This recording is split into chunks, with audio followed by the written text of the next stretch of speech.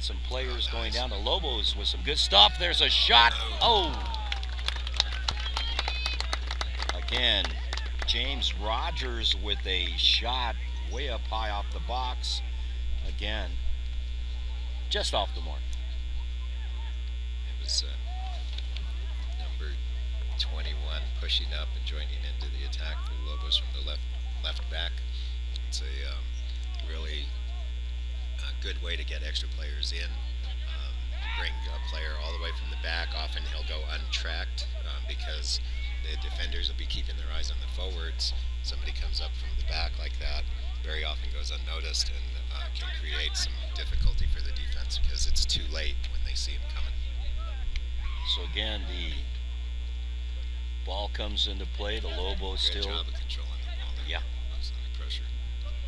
There's just goes out of bounds there. James trying to put a couple of moves on and goes out of bounds. Split those two, which would have been in good shape if he could have pulled that off. So the Lobos still controlling the ball right now, back and forth, back to James again, and then he falls down. This time they're going to call a penalty as he goes down. It's a very dangerous spot for Denver. Ball just outside of the box. Excellent opportunity to put your taller players up front, like number 5 pushing up there, and find the head of somebody that can get above the defense and head that ball in. So now the kick is going to be determined here. Let's see. Left-footed kicker, so the ball will be swinging in toward the goal. He might have a go right at the goal here. And there goes inside, nothing there. Corner kick. Now we get a corner kick.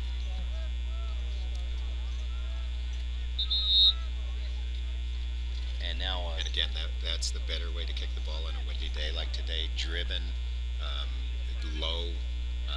It's much more predictable that way. The flight of the ball is not affected by the wind as much. So we get a player change here as they bring in Caleb Hilbron into the game. So this will be an outswinger. And there's the corner kick. Oh, good. And gets headed out of there. You can tell they're keeping their kicks low, and I'm sure that's on purpose. The wind is going to affect the ball on anything floated, and they don't. They'd rather have a predictable ball in. So that will go off, and they'll bring it into the goalie to try and draw the defense out a bit, create some space that they can use. This here is swing the ball side to side, try and find a weakness, a soft spot in the middle of the defense that they can use.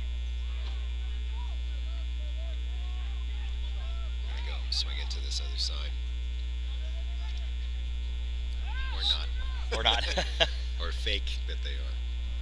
So the goalie puts it in play, and it will roll all the way to the other end of the field, and the Pioneers will get control of it, and then it goes out of bounds. Let's see who's going to pick it up here. You can see that even the goalkeeper is looking down. There will be one line in front of him, a midfield line, and then a third line in the forwards. He's looking all the way to the third line to see if there's an opportunity there to play the ball. So even the goalie's not hesitant to play it deep and start the attack. So again, here comes the Lobos with Pablette putting it into play into Nick Milne, and Nick will send it up and controlled here on the right side. You can see that was a quick attack. The Lobos using a lot of space with one pass. And here comes the Lobos, and here comes James again with a nice pass behind the back. Oh, and he gets it back. Here's a shot. Oh, just wide on the post. It curved the wrong way for him. He hit it good and hard, good and low. Just got a little too much bend on that ball.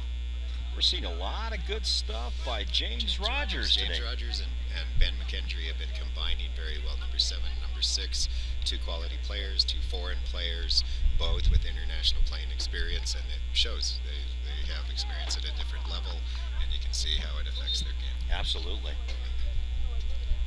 So again, the goalie ready to clear this thing out after a player change here as they go ahead and take out Gerald Blair and bring in Taylor Hunter into the game for the Pioneers. There's the kick. It's a deep one. Played off the head. And here comes Good the pressure Lobos. by, And almost it is stolen good away by the pressure Pioneers. by Denver. It's the first time where they've exhibited a little bit of high pressure, and it really paid off for them there. Now Lobos look pretty organized, though. I mean, there's not many cracks in that defense. Oh, and that is Kind of on a the kick side of the right head. into the side of the head of one of the Lobos, and slow to get up. And apparently okay, go to the sidelines. Yeah, soccer players are tough. It's like the that old commercial where they showed the football player getting his helmet, his pads, his, all his equipment, and then the rugby player, here's yours, and they throw him a shirt. It's kind of the same situation out here too. You got to be tough to play this game. It's a physical game. Absolutely. When that ball starts flying at 40, 50 miles an hour towards your head, it's a projectile. There you see something unique to soccer too. The restart is a dropped ball. Sportsmanship requires, nothing else requires. There's nothing in the rules that says that the other team has to play it back to the other team. But the sportsmanship of the unspoken, unwritten rules of the game require that the other team give it back up to the team who had an injured player. So now the ball will go out of bounds, and that one will stay with the Denver Pioneers. They're backed up, so they'll bring it in here. See if the Lobos choose to press high again and use pressure to try and get it there, and it looks like they did. And it goes out of bounds again. This time it will stay with the Lobos, and let's see if we can get some play by some of these quality players. Nice touch. Second touch was a little heavy. And a lot of players saying it belongs to them. A lot of players gesturing in both directions there. Usually a sign that they care, and that's it. We don't expect anything less in this game. So still no score, 12:45 in this showcase game here in beautiful Taos, New Mexico. For those of you out there in the world don't know where Taos, New Mexico, we're in the northern part of the state of New Mexico. For those of you just joining us here, I'm Rudy Baca, your play-by-play announcer, sitting alongside Jake Mosman, our color guy, here with the Lobos from the University of New Mexico, hosting the Denver University Pioneers. It's been a very, very toughly contested contest so far. Both teams very familiar with each other, being up until this year conference foes. I'm sure there's a lot of pride on the line here. The Lobos don't like to lose to anybody, much less somebody in their own region. So, I'm sure they're going to put it all out today. Even though it's a spring exhibition game, they believe in a winning attitude, and every game is played to win. And another corner kick for the Lobos. Yep, looks like it's going to be a corner kick, as Jake mentions, and it looks like it's going to be from that corner, Chris Goudelet from Longmont, Colorado. So Chris Goudelet. Ball played in. Good job of the defense to clear that ball out, but it's still some danger for Denver. And the ball goes to the corner again. Lobos will maintain possession. The possession favoring the Lobos at this point, apparently. Still no call as we... Yeah, it'll be a throw in. Yep. For the Lobos, but the play has been halted for a substitution.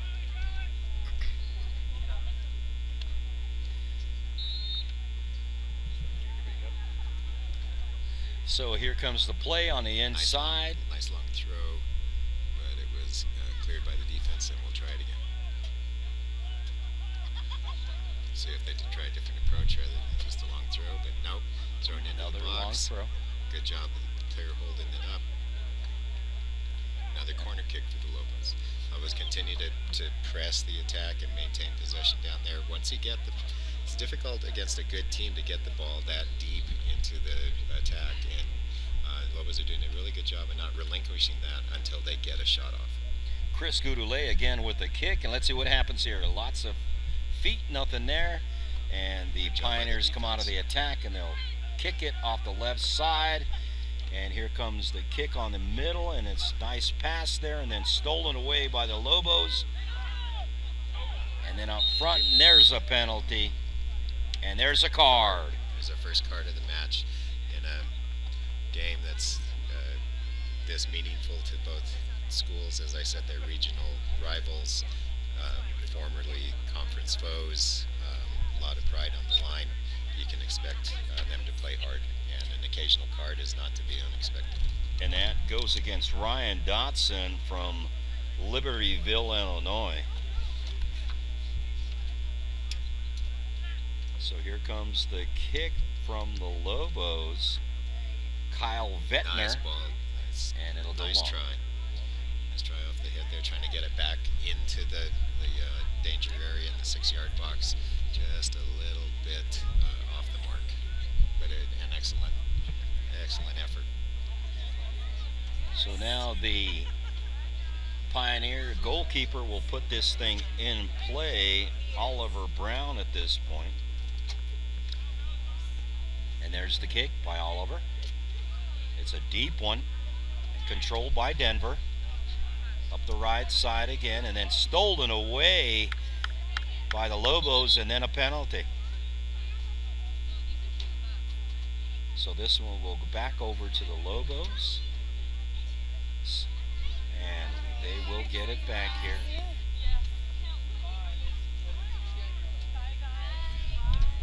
That's always danger in soccer.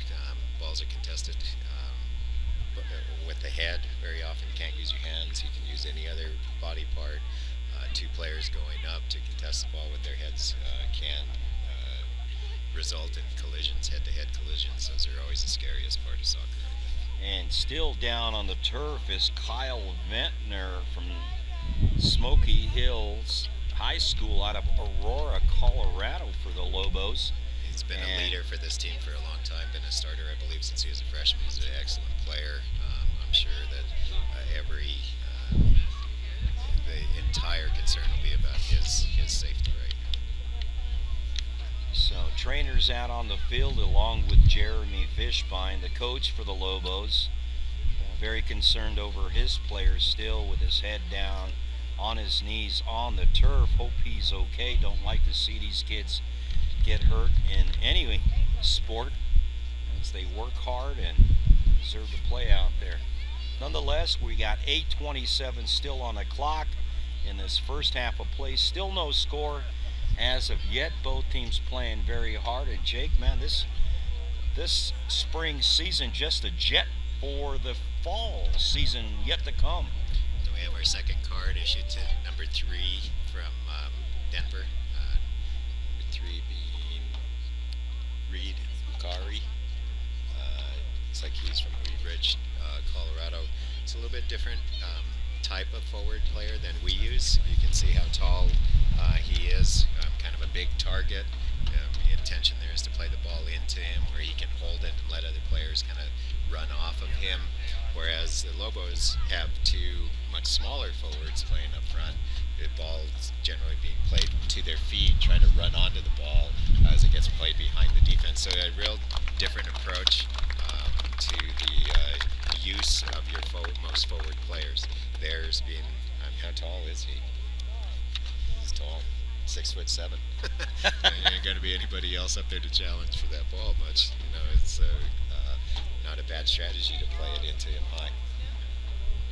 And of course, Ventner's 6'3" as well, and pretty tall himself. Yeah, they're both from, one's from Wheatridge and one's from Aurora. Maybe they know each other from high school. It could be. They probably played against each other in high school. So nonetheless, the Lobos and Ventner was helped off the field under his own power. Seems to be okay. We're glad about that, and the Lobos will get it back here as they'll put it in play here. They'll start the clock here, and away we go. In the space of just a couple of minutes, we have 2 cards issued, and it shows the intensity of the play out here.